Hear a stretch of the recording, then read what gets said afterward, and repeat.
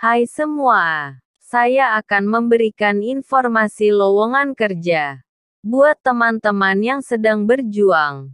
Tetap selalu berdoa, semangat berusaha dan jangan putus asa. Semoga informasi yang saya berikan dapat bermanfaat bagi kita semua.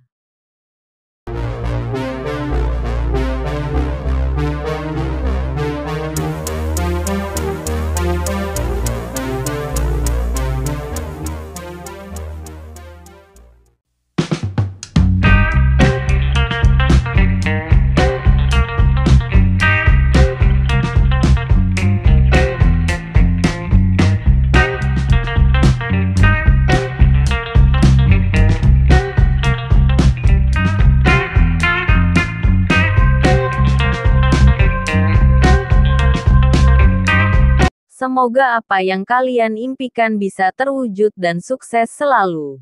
Terima kasih. Salam sukses.